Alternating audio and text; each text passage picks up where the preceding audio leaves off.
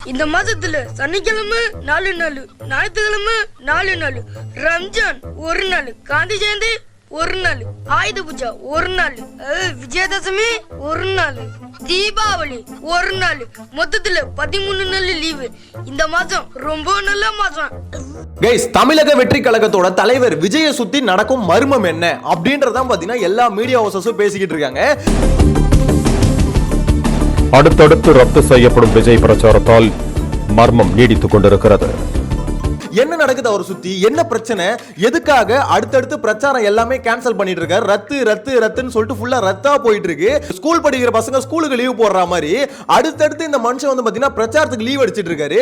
சரி, லீவ் அடிச்சிட்டு என்னதான் பண்றாரு அப்படின்னு பார்த்தா எல்லாருமே என்ன சொல்றாங்கன்னா அவர் வந்து வீட்டுல வந்து படுத்து தூங்கிட்டு இருக்காரு பனையூர்ல அப்படின்ற மாதிரி சொல்லிட்டு இருக்காங்க. கவலை தோய்ந்த முகங்கள் முன்னால் இருந்தாலும் கட்சி வேலைகள் பனையூரில் அழைப்பதால் சார் பனையூர்ல படுக்க போயிட்டாப்ல. பனையூருக்கு போய் ஓய்வு எடுக்கிற ஒருத்தருக்கு எதற்கையா அரசியல்? இது கூடவே விஜய் ஒரு பக்கம் பாத்தீங்கன்னா வீட்டுல படுத்து தூங்கிட்டு இருக்காரு, இன்னொரு சைடுல சீமான் வந்து பாத்தீங்கன்னா சுத்தி வந்துகிட்டு இருக்காரு. ஒரு நாளைக்கு 8 இடத்துல பேசுறாரு, 6 மணி நேரம் கிட்ட பேசுறாரு அப்படின்ற மாதிரி என்டிகே சைடுல இருந்து அதை வந்து பாத்தீங்கன்னா பயங்கர பிளஸ்ஸா வந்து பாசிட்டிவா பேசிட்டு இருக்காங்க. இது ஃபுல்லா டீடைல்ல என்ன மேட்ரு, என்ன நடக்குது, அரசியல் நிலவரம் என்ன அப்படின்றத ஃபுல்லா பாத்துலாமா?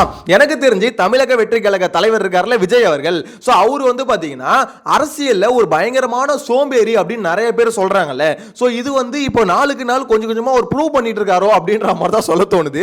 என்ன ப்ரோ சொல்றீங்க அப்படின்னு கேட்டீங்கன்னா சத்தியமாங்க அந்த மனுஷன் வந்து பாத்தீங்கன்னா ஒரு நாள் பிரச்சாரத்துக்கு வந்தாருன்னா அடுத்த நாள் லீவ் அடிச்சிடறாரு. சரி, ஓகே, அதுக்கு அடுத்த நாள் வராரு, அதுக்கு அடுத்த நாள் லீவ் அடிச்சிடறாரு. இனிஷியலா டிவிகே சைடுல இருந்து என்ன சொல்லிட்டு இருந்தாங்க, இந்த காவல்துறை வந்து எங்களுக்கு அனுமதி கொடுக்க மாட்டுது, அனுமதி மட்டும் கொடுக்கட்டும், அதுக்கப்புறம் பூந்து ஒரு ஆட்டிடுவோம் அப்படின்ற மாதிரி சொன்னாங்க. சரி, ஓகேன்னு சொல்லிட்டு நம்மளும் நினைச்சோம், ஓகே காவல்துறை வந்து உண்மையிலே டிஎம்கே சைடுல இருந்து பிரஷர் கொடுத்து பர்மிஷன் தர மாட்டாங்க அப்படின்ற மாதிரி நினைச்சோம்.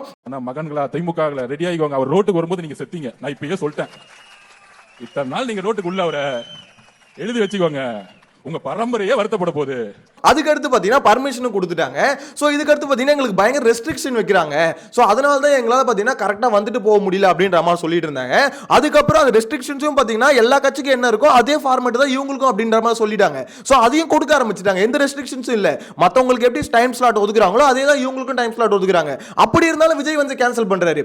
அதை கூட விடுங்க, கடலூர்ல வந்து பாத்தீங்கன்னா நேத்து பிரச்சாரம் பண்றதா இருந்தது, அவருக்கு வந்து பாத்தீங்கன்னா எல்லா பர்மிஷனும் கொடுத்தாச்சு, ரெஸ்ட்ரிக்ஷன் மத்த கட்சிக்கு எப்படி இருந்ததோ அதே மாதிரி தான் இவருக்கு இருந்தது. இத்தனைக்கும் உதயநிதி ஸ்டாலின் வந்து அந்த இடத்துல வந்து பிரச்சாரம் பண்றதுக்கு அனுமதி கேட்டிருந்தாங்க. இல்ல விஜய் வரதுனால அவருக்கு அனுமதி வந்து மறுக்கப்பட்டிருந்தது. சோ அப்படி இருக்கும்போது ஒருத்தவங்களுக்கு அனுமதியை கேன்சல் பண்ணிட்டு ஒரு அனுமதி கொடுக்குறாங்க. அப்படி இருந்தாலும் தலைவர் வந்து பாத்தீங்கன்னா இல்ல முந்தானத்து வந்து காரைக்குடிக்கு வந்துட்டாரு. சோ அப்படி இருக்கும்போது எப்படி அடுத்த நாளே வர்றது, அடுத்த நாள் ரெஸ்ட். விஜய் வந்து ஒரு நாள் வராரு, ஒரு நாள் ரெஸ்ட் எடுக்கிறாரு. இது வரைக்கும் எலெக்ஷன் டேட் அனௌன்ஸ் பண்ணதுல இருந்து விஜய் வந்து 5 வாட்டி தான் பேசியிருக்காரு, வெளியே வந்து 6 வாட்டி தான் மொத்தமா வெளியே வந்திருக்காரு. ஒரு அரசியல் கட்சியோட தலைவர் இப்படி இருந்து ஹிஸ்டரியில யாருமே பார்த்திருக்க மாட்டாங்க. ஆனா இவர் என்ன பண்றாரு, எம்ஜிஆர் கூடயும் அண்ணா கூடயும் கம்பேர் பண்ணிட்டு இருக்காரு. காலம் திரும்புது அப்படின்ற மாதிரி ஒரு தடவை சொல்லிட்டு இருக்காரு. சார் அவங்களும் உழைச்சாங்க சார், ஏன் சார் நீங்க வீட்டுல படுத்து தூங்குறீங்க அப்படின்ற மாதிரி நான் கேட்கலங்க, பொதுமக்கள் கேட்கறாங்க. சோஷியல் மீடியால அதிகமா பார்க்க முடியுது. இது வரைக்கும் பாத்தீங்கன்னா 6 தடவை வெளியே வந்திருக்காரு. சோ டேட் அனௌன்ஸ் பண்ணதுல இருந்து 5 வாட்டி வெளியே வந்து ஸ்பீச் கொடுத்திருக்காரு. காரைக்குடியில வந்து ஸ்பீச்சே கொடுக்காம ஓடி போயிட்டாரு. நேத்து அந்த வீடியோல நம்ம பார்த்திருந்தோம். சோ இது வந்து பாத்தீங்கன்னா 5 வாட்டி ஸ்பீச் கொடுத்திருக்காருல. ஓவராலா பாத்தீங்கன்னா ஒரு 1 hour பேசியிருப்பாரு. நான் சொல்றது 5 இடத்துக்கும் சேர்த்து 1 hour கிட்ட தான் பேசியிருப்பாரு. அதுவே அதிகபட்சம் அப்படின்ற மாதிரி தான் சொல்ல தோணுது. ஏன்னா ஒவ்வொரு இடத்துலயும் வந்து பேசுறது என்னது, அதிகபட்சம் 15 இருந்து 20 நிமிஷம் அவ்வளவுதான் ஒரு பேசுறதுன்னு வச்சுக்கோங்களேன். சோ இத கணக்கு பண்ணி பார்த்தா ஓவராலா ஒரு 1 hour அவர் பேசுறாருன்னு வச்சுக்கோங்களேன். சோ இந்த 1 hourல அவர் என்ன பேசினாரு அப்படின்னு பாத்தீங்கன்னா 20 நிமிஷம் தான் கண்டென்ட். ஏன்னா அதே 20 நிமிஷம் கண்டென்ட் தான் அடுத்து ஒவ்வொரு இடத்துலயும் மாத்தி திருப்பி அதே தான் பேசிக்கிட்டு இருக்காரு. சோ அப்படின்னும் போது சேம் கண்டென்ட் எதுக்கு நம்ம போய் எல்லா இடத்துலயும் பேசிக்கிட்டு இருக்கணும், அதுக்கு நம்ம வீட்டிலேயே படுத்து தூங்கிடுவோம். அவரை பொறுத்த வரைக்கும் 234 தொகுதி கவர் பண்ணும் அப்படின்ற ஐடியா அவருக்கு இல்லவே இல்லைங்க. அவரை பொறுத்தவரைக்கும் மெயினான 2 தொகுதி, ஒன்னு பெரம்பூர், திருச்சி கிழக்கு, 2 இடத்துக்கு வந்து அட்டெண்டன்ஸ் போட்டாரா, எங்க இதுவே நான் வந்தது பெரிய விஷயம் அப்படின்ற மாதிரி அவர் நிக்கிற 2 தொகுதியில வந்து அட்டெண்டன்ஸ் போட்டாரு. அதுக்கு அடுத்து எல்லாமே கேன்சல். எல்லா பர்மிஷனும் கொடுத்துட்டாங்க. பர்மிஷன் கொடுக்கிறதுக்கு முன்னாடி தான் பரவாயில்ல, எல்லா பர்மிஷனும் கொடுத்துட்டாங்க. கொடுத்தும் கேன்சல்னா இந்த மனுஷன் என்ன நினைச்சுக்கிட்டு இருக்காரு, எதனால இப்படி பிரச்சாரத்துல கேன்சல் பண்றாரு அப்படின்ற மாதிரி நிறைய டவுட் வந்துகிட்டே இருக்கு. அவரை சுத்தி நடக்கும் மர்மம் என்ன அப்படின்ற மாதிரி நியூஸ் சேனல் வந்து பாத்தீங்கன்னா அதை வச்சு ஒரு டிபேட் நடத்தி நடத்திட்டு இருக்காங்க. ஒரு மர்மமும் கிடையாது, ஒரு மண்ணாங்கட்டியும் கிடையாது. அவருக்கு ஏதாவது அழுத்தங்கள் இருக்கா வரக்கூடாதுன்னு? ஆமா, இதுக்கும் காரணம் டிஎம்கேன்னு சொல்லுங்க. இந்த இடத்துல டிஎம்கேக்கு சப்போர்ட் பண்ற நினைக்காதீங்க. ஏடிஎம்கே டிஎம்கே இந்த ரெண்டு கட்சியுமே ஆட்சிக்கு வரக்கூடாது அப்படின்றதான் என்னோட உள் மனசு கருத்து. இது ஓப்பனாவே சொல்றேன். ஏன்னா இந்த ரெண்டு கட்சியுமே ஊழல்ல ரொம்ப பெருத்த கட்சி. அதுக்கு அகைன்ஸ்டா பேசுறதுக்கு நான் எப்பவுமே பாத்தீங்கன்னா கவலைப்படவும் மாட்டேன், அது வந்து அசிங்கப்படவும் மாட்டேன். ஏன்னா பெருமையா பேசுவேன். இந்த ரெண்டு கட்சியும் ரொம்ப ஊழல் பண்ணிட்டு இருக்கு அப்படின்றது தமிழ்நாட்டில் கண் முன்னாலே பாக்குற ஒரு விஷயம். அதை நான் போல்டா சொல்றதுக்கு தயங்கவே மாட்டேன். சோ அதனால இந்த இடத்துல இதை பேசுறதுனால டிவிகே அகைன்ஸ்டா பேசுறதுனால ஒன்னே வந்து பாத்தீங்கன்னா இவன் டிஎம்கே இவன் ஏடிஎம்கே அப்படின்ற மாதிரி சொல்ல வந்துடாதீங்க. ஏன்னா இந்த இடத்துல பாத்தீங்கன்னா டிவிகே விஜய் பண்றது வந்து பாத்தீங்கன்னா தப்பு.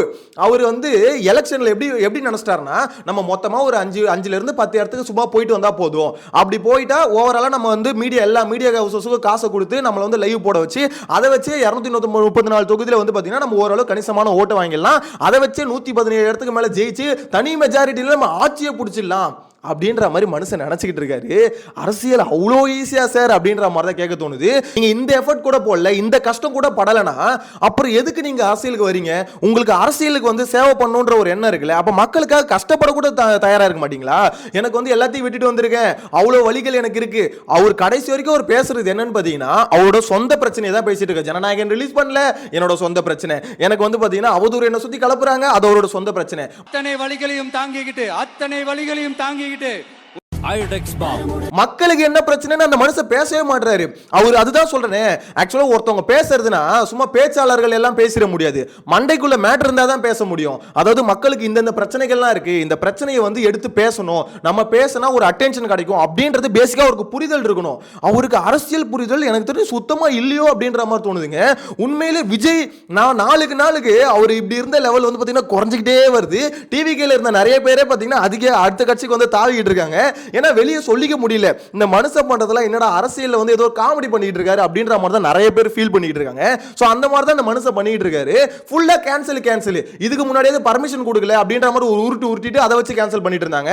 எங்களுக்கு வந்து மக்கள் கூட்டம் வந்து ரொம்ப அதிகமாயிடுச்சு, அதனால ஏதாவது அசம்பாவிதம் நடந்துருமோ அப்படின்ற பயத்துல கேன்சல் பண்ணோம் அப்படின்ற மாதிரி உருட்டிட்டு இருந்தாங்க. அடுத்து வந்து பாத்தீங்கன்னா எந்த காரணமும் சொல்ல வேணாம், ஜஸ்ட் கேன்சல், ரத்து. அப்ப விஜய் வந்து முடிவு பண்ணிட்டாரு, இது வரைக்கும் ஒரு 6 தடவை வெளியே வந்திருக்காரா, இதுக்கப்புறம் அதிகபட்சம் ஒரு 2ல இருந்து 4 தடவை வெளியே வருவாருன்னு நினைக்கிறேன். ஏன்னா அடுத்து வந்து பாத்தீங்கன்னா ஒரு 11 நாள் தான் இருக்குது. ஆல்ரெடி நீங்க 12ஆம் தேதி ஆயிடுச்சா, சோ 21ஆம் தேதியோட க்ளோஸ்னு நினைக்கிறேன். டேட் ரொம்ப கம்மி தாங்க. அப்படி இருக்கும்போது இந்த ஒரு 10 நாள்ல அதிகபட்சம் ஒரு என்ன வருவாரு, ஒரு 5 தடவை, அதிகபட்சம் ஒரு 5 தடவை வெளியே வருவாரு. ஏன்னா ஒரு நாளுக்கு பிரேக் அவர் விடுறாரு. அது மட்டும் இல்லாம சில சமயம் தொடர்ந்து 2 நாள் கூட பிரேக் விடுறாரு. இந்த ஸ்கூல் பசங்க லீவ் போடுற மாதிரி அவர் வந்து பிரச்சாரத்துக்கு வந்து லீவ் போட்டுட்டு சுத்திட்டு இருக்காருங்க. எனக்கு என்னன்னா இந்த எலெக்ஷன் முடிஞ்சதுக்கு அப்புறம் கம்ப்ளீட்டா ரெஸ்ட் தானே எடுக்க போறீங்க, படத்துல நடிக்க போறதுலன்னு சொல்லியாச்சு. சோ கம்ப்ளீட் ரெஸ்ட்ல தான் இருக்க போறீங்க. இப்ப கூட மக்களுக்காக இறங்கி வந்து அந்த எஃபர்ட் அந்த கஷ்டத்தை கூட நீங்க படலனா எப்படி கஷ்டமே படாம சொகுசாவே நீங்க வந்து பாத்தீங்கன்னா இருந்துகிட்டு எலெக்ஷன்ல ஜெயிச்சு சிஎம்மா போயிட்டு முதலமைச்சர் நாற்காலியில உட்கார்ந்துன்னு நினைக்கிறீங்கன்னா அவ்வளோ ஈஸி இல்ல பாஸ். அது அவ்வளோ ஈஸி இல்ல. அவ்வளோ வந்து எப்படி சொல்றது ஏப்ப சாப்பே ஆயிட்டாங்களா மக்கள் அப்படின்ற மாதிரி தான் இருக்கு. இந்த எனக்கு விஜய் அவரோட மைண்ட் செட் என்னன்னே புரியலங்க. உண்மையில அந்த மனுஷன் சீமானெல்லாம் பாத்தீங்கன்னா வச்சுக்கோங்களேன், அவருடைய எஃபர்ட்லாம் எந்த கட்சி தலைவருமே போடல. ஏன்னா மற்றவங்களாவது ஒரு நாளைக்கு 1 தொகுதி 2 தொகுதி, ஒரு நாளைக்கு 6 தொகுதி கிட்ட கவர் பண்றாரு. அது மட்டும் இல்லாம 2 பொதுக்கூட்டம் 8 இடத்துக்கு போய் பேசுறாரு. சோ கடைசியில பொதுக்கூட்டம் போடும்போதுல பாத்தீங்கன்னா 1 hour கிட்ட பேசிட்டு இருக்காரு. ஓவராலா பாத்தீங்கன்னா ஒரு 6ல இருந்து 7 மணி நேரம் அந்த மனுஷன் பேசுறாருங்க. பேசுறது ஒரே விஷயத்தையும் பேசல, அந்த தொகுதியில இருக்க பிரச்சனையும் பேசுறாரு, ஓவராலா தமிழ்நாட்டில் இருக்க பிரச்சனையும் பேசுறாரு. சோ ஒவ்வொரு இடத்துலயும் அவர் வந்து பாத்தீங்கன்னா அதுவும் பொதுக்கூட்டம் போடும்போது ஸ்லைடு வச்சு எல்இடி ஸ்கிரீன்ல பிரசன்டேஷன் வச்சு சூப்பரா எக்ஸ்பிளைன் பண்ணி மக்களுக்கு புரிய வைக்கிறாரு. நான் ஆங்கிலம் கலவாமல் பேச முயற்சித்து பேசிக்கொண்டே வருகிறேன். காரணம், என் தாய்மொழியை நான் பேசாது வேறு யார் பேசுவா என்ற உணர்வு, அடுத்தவன் மொழி எனக்கு அறிவாகாது என்கிற உணர்வு. அதனால் என்ன செய்கிறேன், என் தாய்மொழியை பேசுகிறேன். நான் ஊழல் லஞ்சத்திற்கு எதிராக இருக்க வேண்டும் என்கிறேன், ஊழல் லஞ்சத்தை பெறமாட்டேன். ஓட்டுக்கு காசு கொடுக்கிற இடத்தில் ஊழல் லஞ்சத்திற்காக விதை ஊண்டப்படுகிற நம்புகிறேன், அதனால் ஓட்டுக்கு காசு தரமாட்டேன். ஓட்டுக்கு காசு கொடுக்கிற இடத்தில் மாண்புமிக்க ஜனநாயகம் செத்து கேடுகட்ட பணநாயகம் பிறந்து விடுகிறது என்று நம்புகிறேன், அதனால் கொடுக்க மாட்டேன். அதனால தான் நினைக்கிறேன் என்டிகேக்கான ஆதரவு நாளுக்கு நாள் பெருகிக்கிட்டே இருக்கு. ஒவ்வொரு கூட்டமும் பார்த்தீங்கன்னா அதிகமாயிட்டே இருக்கு. இப்போ ட்விட்டர்ல பார்த்தீங்கன்னா ஃபுல்லா என்டிகே வீடியோஸ் தான் வந்துகிட்டு இருக்கு. ஏன்னா அந்த அளவுக்கு அவ்வளோ மக்கள் வந்து ஆதரவு வந்து தன்னெழுச்சியா கொடுக்க ஆரம்பிச்சிருக்காங்க. ஏன்னா அவர் போடுற பிரசன்டேஷன் வந்து ஒர்க் ஆயிருக்கு, அவரோட ஐடியா வந்து ஒர்க் ஆயிருக்கு அப்படின்றது அப்பட்டமா இங்க தெரியுது. ஏன்னா ஒரு ஐடியா இந்த அளவுக்கு ஒர்க் அவுட் ஆகலாம், இவ்வளவு பெரிய ஆதரவு வராது. இவ்வளவு நாள் ஒரு வாய் வார்த்தையா பேசிட்டு இருந்தது இப்ப வீடியோவா காமிக்கும் போது புரியுது. ஓகே, சீமான் இப்படிதான் பண்ணுவார் போல, இப்படிதான் ஆட்சி நடத்துவார் போல அப்படின்றது புரிய ஆரம்பிக்குது. டிவிகே பொறுத்த வரைக்கும் எல்லாத்துக்குமே டிஎம்கேன்னு ஒரு காரணத்தை சொல்லிட்டு ஏமாத்திடுவாங்க. இப்போ அவர் கேன்சல் பண்ணது கூட காரணம் என்னன்னு சொல்லுவாங்க தெரியுமா? டிஎம்கே தான் ஏதோ சதி பண்ணி இதை வந்து கேன்சல் பண்ண வச்சிட்டாங்க. டேய், அனுமதி கொடுத்துட்டாங்கடா, அனுமதி கொடுத்து உங்க ஆள் வரமாட்டாரா, வீட்டை விட்டு வெளியே வரமாட்டாரா அப்படின்ற மாதிரி தான் சொல்ல தோணுது. ஸோ இங்க வந்து பொண்ணு பேசுறது கேளுங்களேன். காரைக்குடிக்கு வந்துட்டு அவர் பேசாம போயிட்டாரு. ஓகேங்களா? எதுக்கு? அவர் பேசக்கூடாதுன்ற ஒரு மோட்டிவ் தான் வந்தது. அதுக்கேற்ற மாதிரி டைமை கொஞ்சம் லேட் பண்ணி கிளம்பி வீட்டில இருந்து அதுக்கப்புறம் வந்து அங்க வந்து கையாட்டிட்டு மட்டும் கிளம்பிட்டார்ல. அதுக்கு வந்து டிவிக்கு தொண்டர்கள் சொல்றதை நீங்களே கேளுங்களேன். பேசவே இல்லையே, அதான் கொஞ்சம் வருத்தமா இருக்கு. என்னன்னு எல்லா ஊர்லயும் பேசினாங்க, இங்கதான் பேசவே இல்லை, பேசாமையே போயிட்டாரு. என்ன காரணம் நினைக்கிறீங்க? ஸ்டாலின் வேற என்ன, எல்லாத்துக்கும் ஸ்டாலின் தான் காரணம். உண்மையில டிஎம்கே கட்சிக்காரங்களுக்கு இப்ப யாரை பார்த்து வெறுப்பாவமோ இல்லையோ, டிவிகே பார்த்து செம்ம கடுப்பாகும் தான் நினைக்கிறேன். ஏன்னா இவனுங்க என்ன எல்லாத்துக்கும் நம்மளே குறை சொல்லுங்கிறானுங்க. நீ எனக்கு ஒண்ணுமே பண்ணலடா. ஆனா இந்த மாதிரி ஒரு பொலிட்டிக்கல் பார்ட்டியையும் பார்த்தது இல்ல, இந்த மாதிரி ஒரு அரசியல் கட்சி தலைவரையும் பார்த்தது இல்ல. எனக்கு என்னன்னா, நான் ஸ்டார்டிங்ல ஒரு வீடியோ போட்டேன், விஜய் வந்து கட்சி அனௌன்ஸ் பண்ணார்ல, அதை நினைச்சு இப்ப எனக்கு அசிங்கமா இருக்கு. ஏன்னா அந்த அளவுக்கு முட்டு கொடுத்தேன். ஐயோ விஜய் தலைவா, நீ வரணும் தலைவா, வந்து ஒரு சேஞ்சை கொண்டு வரணும், ஏடிஎம்கே டிஎம்கே அடிச்சு துரத்தணும் அப்படின்ற மாதிரிலாம் அதுல வந்து ஃபயர் ஸ்பீச் கொடுத்தாங்க. இப்போ அதெல்லாம் பார்க்கும்போது என்னடா இந்த ஆளுக்கு நம்ம ஃபயர் ஸ்பீச் கொடுத்தோம் அப்படின்ற மாதிரி இருக்கு. என்னன்னா, ஒண்ணு வெளியே வரமாட்டாப்ல, அப்படியே ஏதோ ஒரு அதிசயம் நடந்து வெளியே வந்தாலுமே அந்த மனுஷன் வந்து பாத்தீங்கன்னா எதுவும் பேச மாட்டாப்ல. அப்படியே ஏதாவது ஒன்று பேசினாலுமே மக்களுக்கு இருக்க பிரச்சனையை பேசுவாருன்னு பார்த்தா என்ன வந்து டிஎம்கே வந்து முடக்குது, என்ன வந்து பாத்தீங்கன்னா இந்த மாதிரிலாம் பண்ணுது, எனக்கு வந்து சதி பண்ணுது, என் படத்தை வந்து விட மாட்டுது. அது மட்டும் இல்லாம எல்லாத்துக்கும் காரணம் டிஎம்கே தான். டிவிகேவா டிஎம்கேவா இதையே உருட்டிட்டு திருப்பி எஸ்கேப் ஆயிடுது. ஒவ்வொரு வீடியோலையும் நான் சொல்றேன், அது என்னோட ஏமாற்றம். நம்பி ஏமாந்த ஒருத்தன் எப்படி கதறுவான், அப்படிதான் இப்ப கதறிட்டு இருக்கேன். இந்த மனுஷனை நம்பினமே அப்படின்ற மாதிரி தான் இருக்கு. ஒரு மனுஷன் காலையில 10 மணில இருந்து நைட்டு 10 மணி கத்துன்னு கத்திக்கிட்டு இருக்காரு. அதுக்கான ரெகக்னேஷன் இப்ப அவருக்கு கிடைக்குது. அது மட்டும் கிளீனா தெரியுது. ஏன்னா ஒவ்வொரு என்டிகேவோட கூட்டமும் இப்ப பாத்தீங்கன்னா கூட்டம் வந்து ரொம்ப பெருசா இருக்கு. சவுத் சைடுல வந்து பயங்கரமான ஒரு ரெஸ்பான்ஸ் இருக்குது அவருக்கு. எனக்கு தெரிஞ்சு என்டிகேவோட ஓட் பர்சன்டேஜ் இந்த எலெக்ஷன்ல மேசிவா இன்க்ரீஸ் ஆக போறது கண்ணு முன்னாடி தெரியுது அப்படின்ற மாதிரி தான் தெரியுது.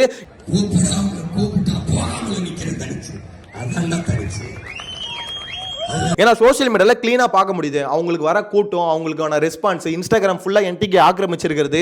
ஸோ இது எல்லாத்தையும் பார்க்கும்போது இது ஜென்சி வந்து பாத்தீங்கன்னா ஃபுல்லா டிவிகேன்னு சொல்லிட்டு இருந்தாங்கல்ல, அப்படிலாம் இல்லையே. ஜென்சி கிட்ஸ் வந்து என்டிகே பக்கம் இவ்வளவு பேர் இருக்காங்க அப்படின்றது இன்ஸ்டாகிராம் பக்கம் இப்ப வந்து பார்த்தவங்களுக்கு தானே தெரியும்.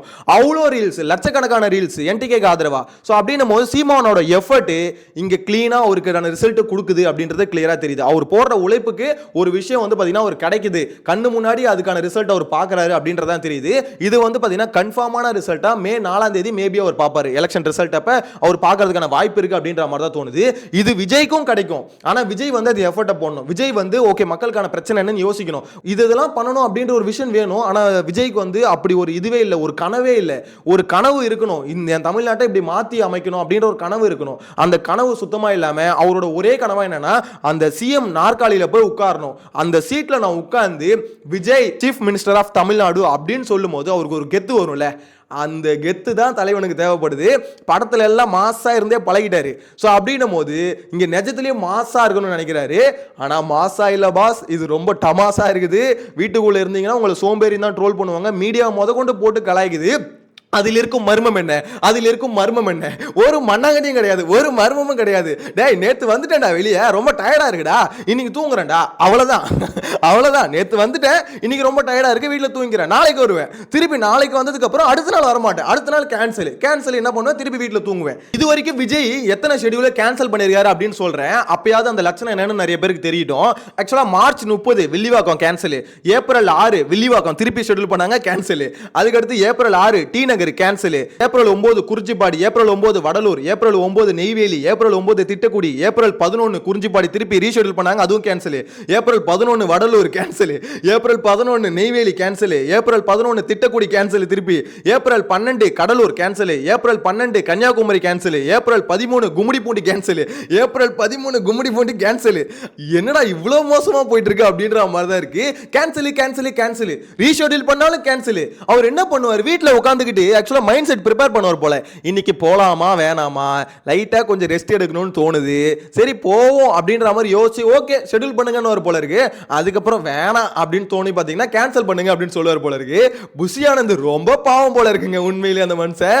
அதாவது தலைவரே, என்ன தலைவரே, உங்களுக்கு இட்டுன்னு போறதுக்குள்ளேயே நாங்க ஒரு வழியா வரோம், நீங்க என்னன்னா இப்போ வந்து பதில் சொல்லாம இப்படி இழுத்தடிச்சா என்ன தலைவரே, நாங்க என்ன தலைவரே பண்றது, எலெக்ஷன் கமிஷன் காரி துப்புறாங்க தலைவரே அப்படின்ற மாதிரி அந்த மனுஷன் தான் ரொம்ப பாவமா இருப்பாருன்னு நினைக்கிறேன். ஏன்னா ரொம்ப ஈஸியா ஓகே ஓகே பண்ணு, ஷெட்யூல் பண்ணு, ஓகே இப்போ கேன்சல் பண்ணு அப்படின்ற மாதிரி நல்லா ஜாலியா ஒரு மனுஷன் பாத்தீங்கன்னா அவர் இஷ்டத்துக்கு விளையாடிட்டு இருக்காரு அப்படின்ற மாதிரி தான் சொல்லணும். இதுல வேற கம்ப்ளைண்ட், எலெக்ஷன் கமிஷன் பர்மிஷன் கொடுக்க மாட்டேது, காவல்துறை வந்து எங்களை ஒடுக்குது அடக்குது நடக்குது, என்ன பில்டப் பண்றீங்க? மக்கள் வந்து சிம்பிளா காசு கோசம் ஓட்டு போடாம யாரு கரெக்டான கருத்துக்களை முன்வைக்கிறாங்க, யாரு வந்தா நல்லது நடக்கும்ன்றத அவங்க சொல்றாங்க அப்படின்றத கரெக்டா சிந்திச்சு ஓட்டு போடுங்க, விழிப்புணர்வோட ஓட்டு போடுங்க.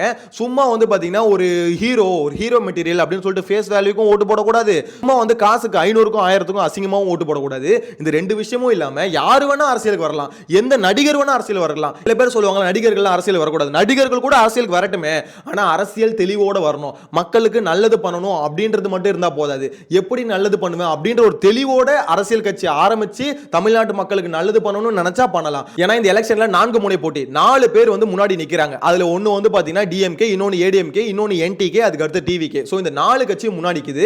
சோ இந்த 4 கட்சியில எந்த கட்சி கரெக்டான விஷயத்தை முன்னாடி உங்களுக்கு எடுத்து சொல்லுது, எந்த கட்சி ஆட்சிக்கு வந்தா தமிழ்நாட்டு நல்லது, அடுத்த ஜெனரேஷனுக்கு நல்லது, இது எல்லாத்தையும் யோசிச்சு பார்த்து ஓட்டு போடுங்கயா. ஏன்னா ஆல்ரெடி தமிழ்நாடு வந்து பாத்தீங்கன்னா ஒரு மாதிரி ரொம்ப ரொம்ப ரொம்ப கேவலமான ஒரு ஸ்டேட்டா மாறிக்கிட்டு இருக்கு. ரொம்ப, அதாவது கடன் வந்து பாத்தீங்கன்னா தலைக்கு மீறி போயிட்டு இருக்கு. தமிழ்நாட்டு மக்களுக்கு புரியுதா இல்லையான்னு தெரியல.